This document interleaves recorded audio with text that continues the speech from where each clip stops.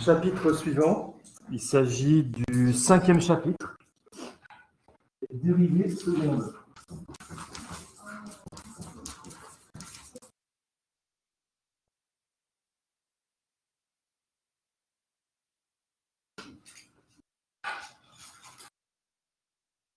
Alors jusqu'à présent, on a vu donc les dérivées premières, l'art de dériver des scalaires et des vecteurs dans l'espace.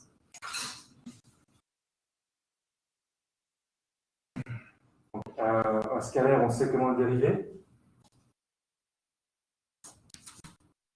F associé gradient F, donc gradient à un scalaire associé à un vecteur. Ensuite, les vecteurs, on a vu qu'il y avait deux façons de les dériver, soit en prenant nos divergences.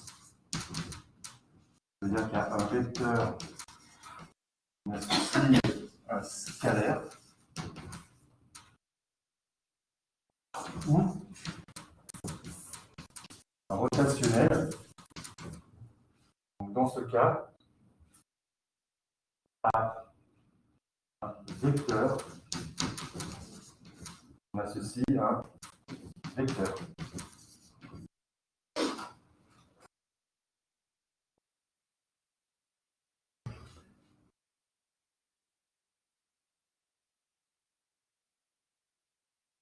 Maintenant, on va avoir besoin de faire des dérivées deuxième, troisième, quatrième, etc. Ça veut dire qu'on va composer ces opérateurs. On va faire divergence du gradient, gradient de la divergence, c'est ce qu'on va voir maintenant. Comment on peut composer ces opérateurs?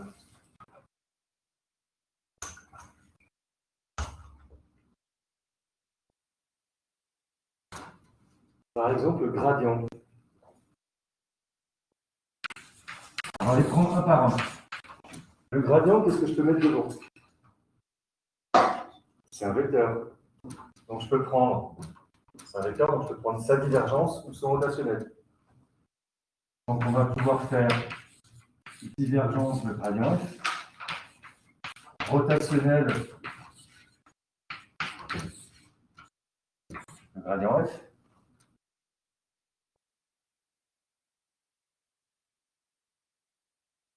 Ça va être la dérivée d'une dérivée, donc c'est une dérivée seconde. Ensuite, la divergence.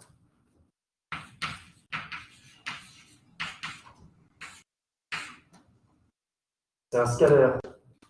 La seule chose qu'on puisse prendre, c'est le gradient d'une divergence.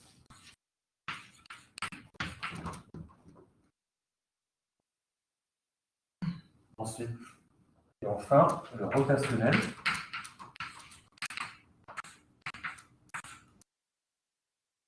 Le rotationnel est un vecteur, donc on peut prendre soit sa divergence, soit son rotationnel. On peut faire soit divergence de rotationnel, soit rotationnel de rotationnel. Donc voici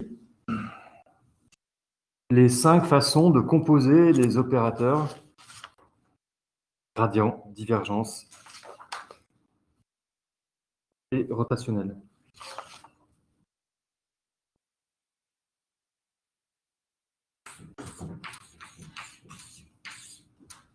Alors déjà, il y a deux compositions qui donnent des résultats assez simples. Ces deux-là. Ça peut être divergence de rotationnel. Rotationnel, c'est un champ de vecteurs qui tourne. Et la divergence, ça mesure ce qui diverge. La divergence d'un rotationnel, ça fait 0. Ça, c'est pareil pour ça. Le gradient, c'est quelque chose qui ne tourne pas. Donc, propriété rotationnelle de gradient F égale 0. Divergence de rotationnel de V égale 0.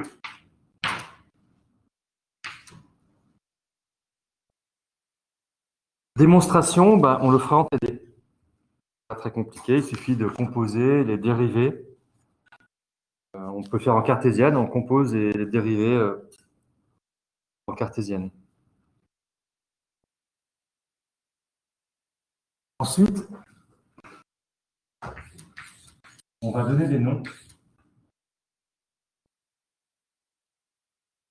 à d'autres opérateurs. Alors, celui-ci, on va le définir, on va l'appeler le Laplacien. Définition, le Laplacien d'un champ scalaire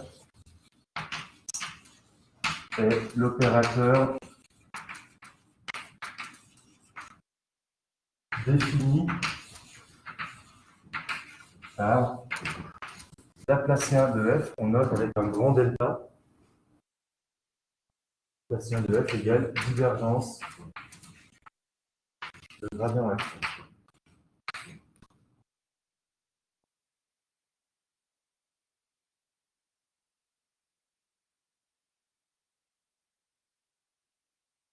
Le Laplacien,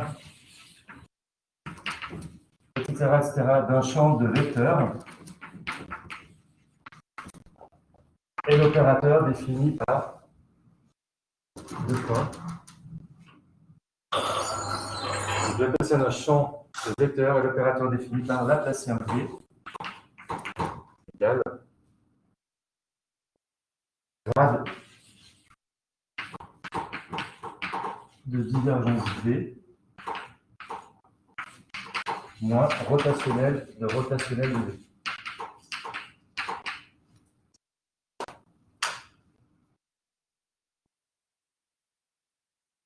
Donc on a deux qui sont nuls, deux qu'on a définis, on appelle quelque chose.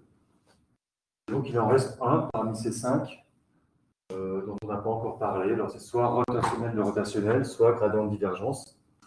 L'un de ces deux-là.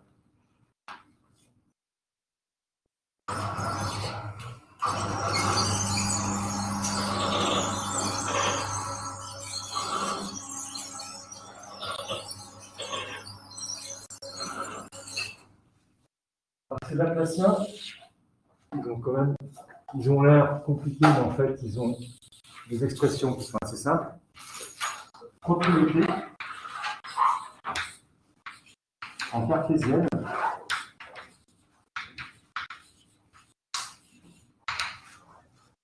Laplacien de f égale d2f sur dx2 d2f sur dz2 plus d2f sur dz2.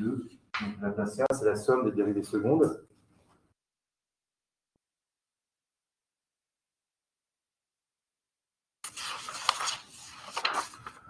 Alors, en notation indicielle, c'est comment? d2f sur dxi carré, c'est-à-dire dif.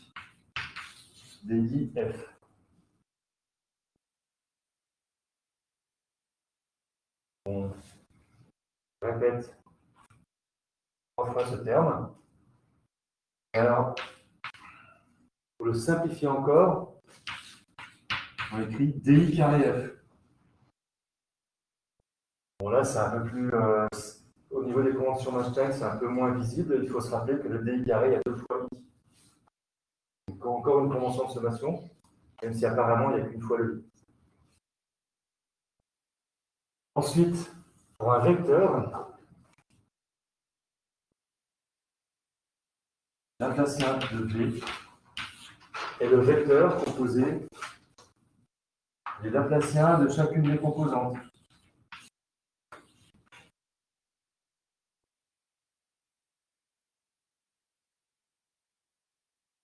C'est un vecteur qui a trois composantes et chacune des composantes est le Laplacien de chacune des composantes.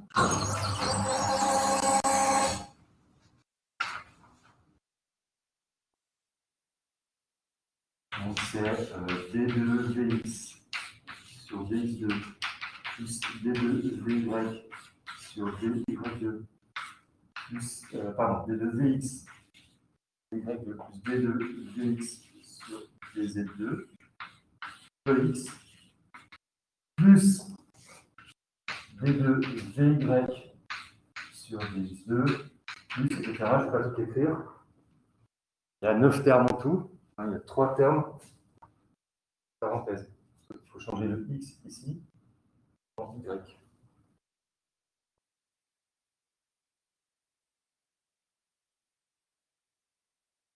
Alors, en notation indicielle, ça s'écrit Laplacien de V, sa composante numéro I, c'est le Laplacien de la composante VI.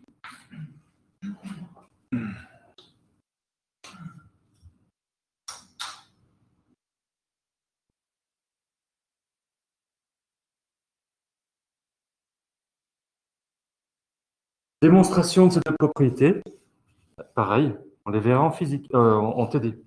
J'étais déjà au paragraphe suivant. Les applications en physique.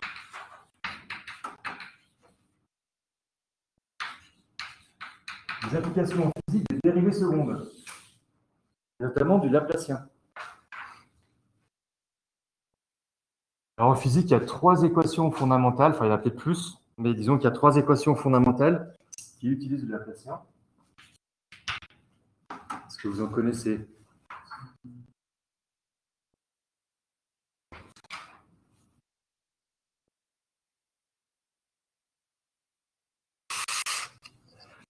L'équation de diffusion.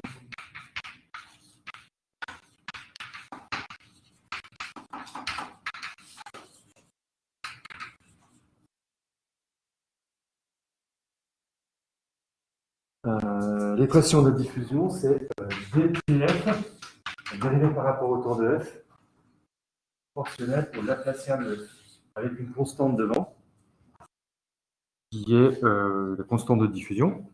Et cas particulier,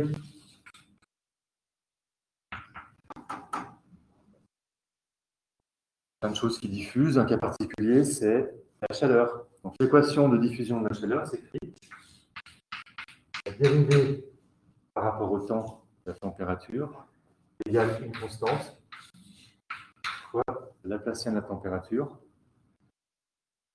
Donc ça nous dit comment dans un solide immobile diffuse la température. C'est ce qui se passe dans la lithosphère. Et le coefficient est la diffusivité thermique.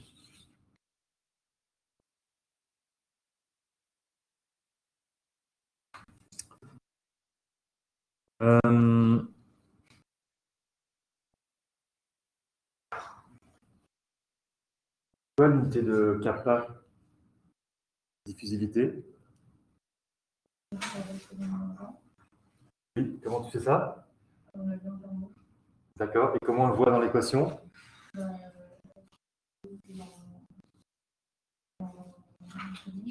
Pardon? Oui, c'est dans Kelvin.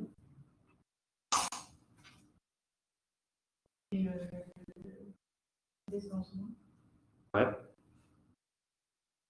Donc à gauche, on a du Kelvin sur seconde. À droite, on a du kappa, donc unité de kappa, fois du Kelvin sur mètre carré. Donc l'unité de kappa, c'est bien du mètre carré par seconde.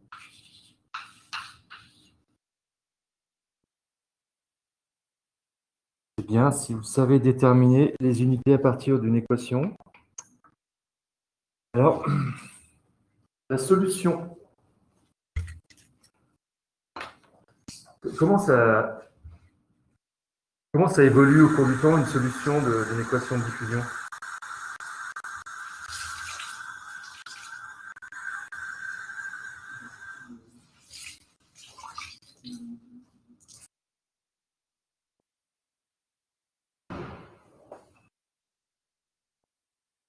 Si je prends ça, je le chauffe au milieu, et j'arrête de chauffer, il se passe quoi? J'attends.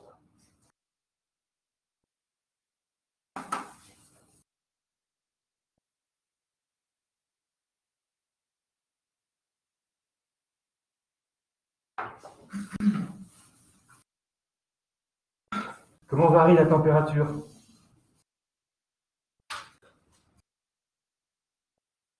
Prends ça, je le chauffe au milieu. J'arrête de chauffer, j'attends. On varie la température là-dedans. La température, la chaleur diffuse justement, de façon à uniformiser la température. Donc imaginons que en barreau chauffé là, entre 0 pour x variant entre 0 et L. Donc ça c'est les deux bords du barreau. Ici la température en fonction de x et du temps. Mettons qu'à l'instant t égale 0, c'est chauffé au milieu, on soit très chaud au milieu, et j'attends. La température va s'étaler. Donc ça, c'est à t égale 0.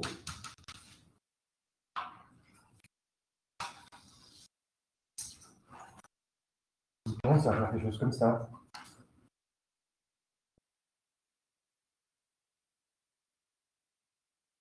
Alors pour savoir exactement ce que ça fait sur les bords, il faut que je précise les conditions au bord. J'ai rien précisé, donc je vais dire que ça s'étale.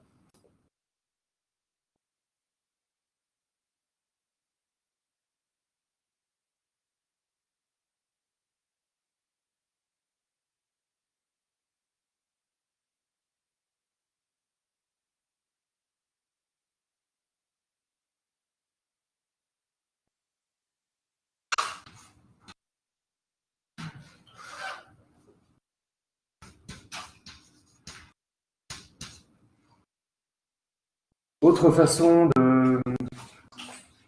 Autre solution, cette fois je précise les solutions au bord. Je pars d'un barreau à température constante et je chauffe d'un côté. Je chauffe d'un côté en faisant en sorte que ce côté-là est à température constante.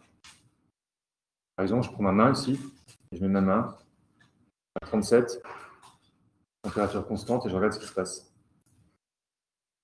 Qu'est-ce qui se passe au cours du temps? Donc à l'instant t égale 0, un bord j'ai mis à 37 et le reste à température ambiante. Pardon, ça c'est temps t, oui, je le mets en rouge, c'est temps t égale 0 pour le distinguer. Blanc qui est derrière. À l'instant suivant, il se passe quoi?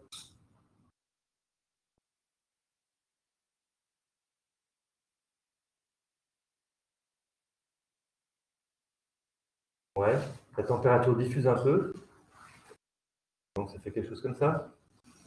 La chaleur diffuse un peu. Ok.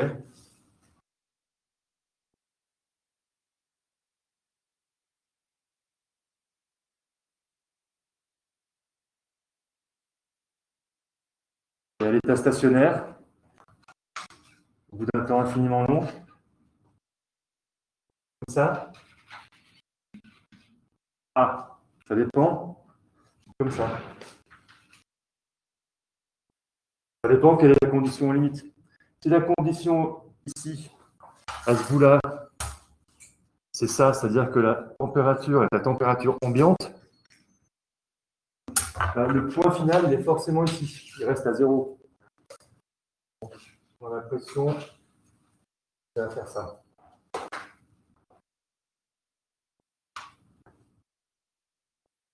Est-ce qu'on peut montrer avec l'équation que la température finale, c'est bien ça? Donc, à une dimension, l'équation, c'est dt sur dt égale kappa d de t sur dx2.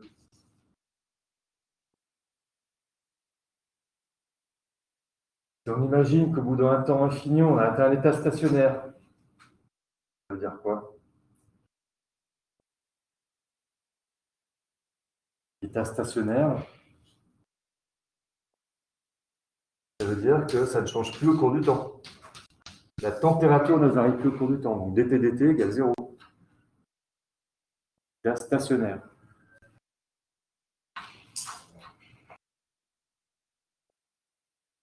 Donc, d de t sur dx2 égale 0.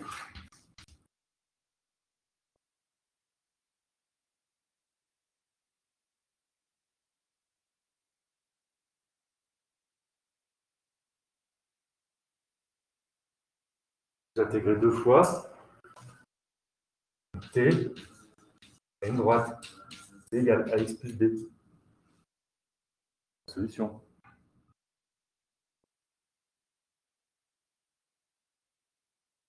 Donc c'est une droite qui passe forcément par les deux points dont on a fixé la température. Le bout, les deux bouts. L'un à la température ambiante et l'autre à la température de la main.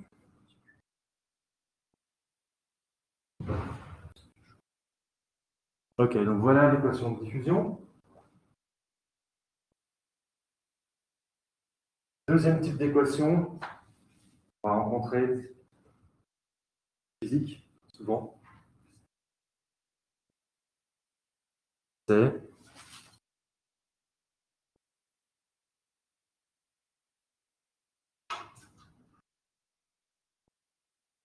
l'équation de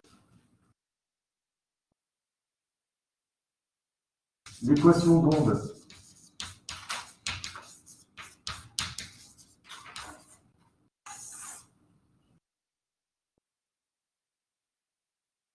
L'équation d'onde, on a l'impression qu'elle ressemble à l'équation de diffusion. Mais ces solutions sont très différentes. L'équation d'onde, c'est la dérivée seconde par rapport au temps. D2F sur dt2 égale C2 Laplacien F.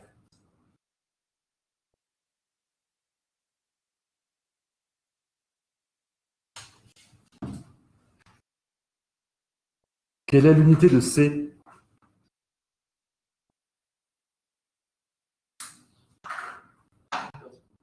Mètres par seconde. Unité en mètres par seconde. C'est ce qu'on appelle une vitesse. C'est la célérité de l'onde.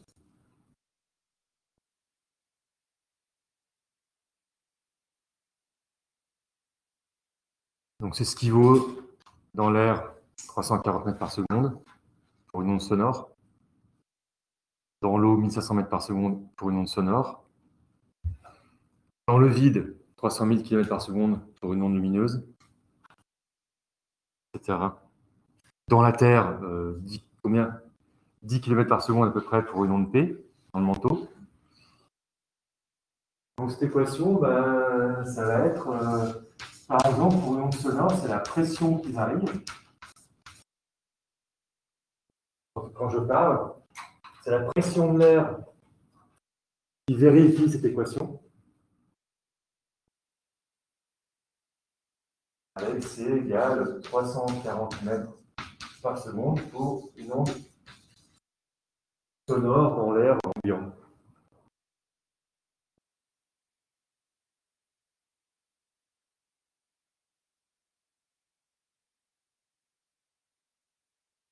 C égale VP ou VS dans la Terre. La vitesse des ondes P ou la vitesse des ondes S.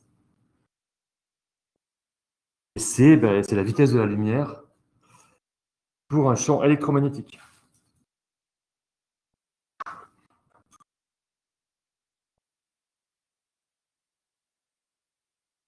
Alors, quel genre de solution?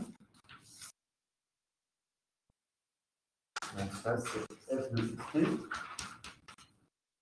X.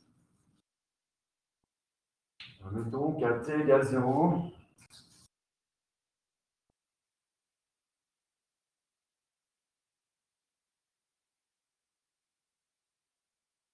la fonction, ça. Qu'est-ce qui se passe suivant.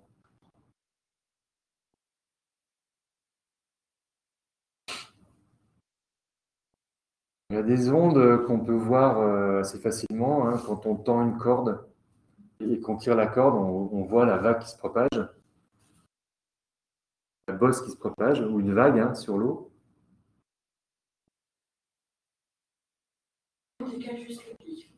Ouais. À l'instant suivant, en général, ça dépend un peu des conditions initiales, mais en général, c'est une onde qui se propage soit là, soit là. C'est le même pic. Se propage sans se déformer et se propage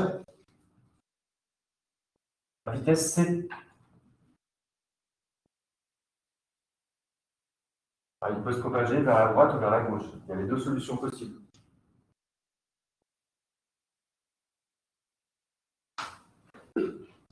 Les deux solutions peuvent s'ajouter d'ailleurs. Donc ça, c'est typiquement ce qui se passe dans une corde de guitare, mais ça va trop vite pour que vous le voyez.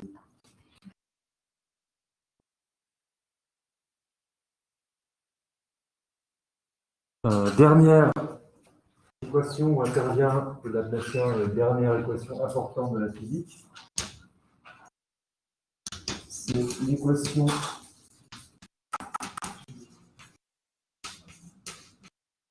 de Poisson ou de Laplace.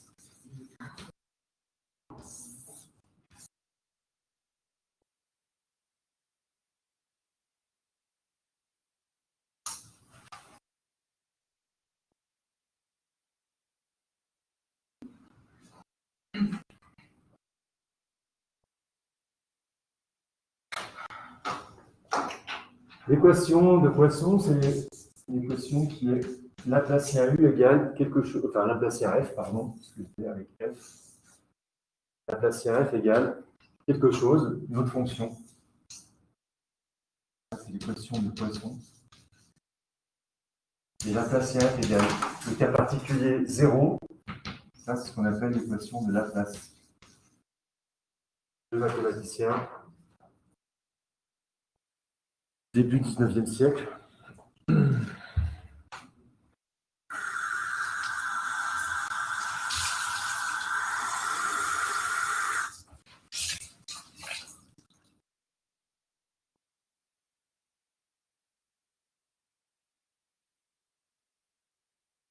Une question? Rho? Rho ou 0?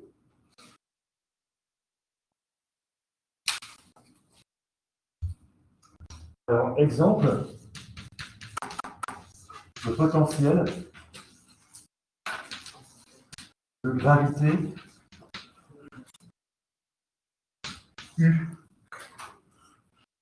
Vous savez que la gravité, c'est le gradient d'un potentiel.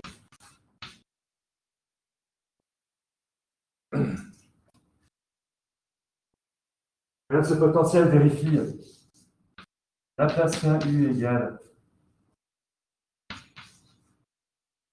moins 4 pi g rho à l'intérieur de la Terre.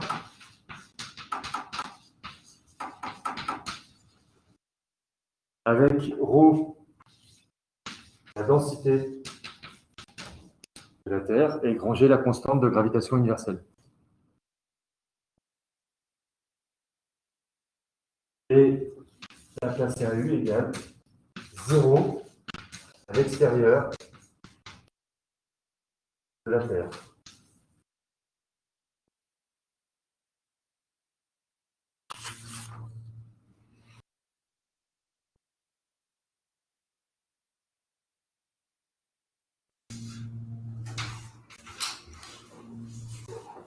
Alors, vous voyez que les solutions, ben là, il n'y a pas de temps qui intervient, enfin, sauf si ρ dépend du temps. Donc, on peut regarder les solutions juste dans l'espace. Alors, dans la Terre, le potentiel, ben, il dépend de la densité, donc il n'y a pas de solution générale, il faut connaître la densité pour connaître le potentiel. À l'extérieur de la Terre, le potentiel varie comment? La distance. Il augmente vers où? G varie comment à l'extérieur de la Terre? Quand on s'éloigne de la Terre, I diminue en quoi? En 1 sur R carré. Gm sur R2. OK. Si le gradient est en 1 sur R2, U, il est en... Je dérive quelque chose pour avoir 1 sur R2. Primitive, c'est 1 sur R. Donc à l'extérieur de la Terre, le potentiel, on verra tout ça au deuxième semestre en cours de pesanteur et magnétisme. À l'extérieur de la Terre, le potentiel est grosso modo en 1 sur R pour si la Terre était sphérique. Alors pour une sphère,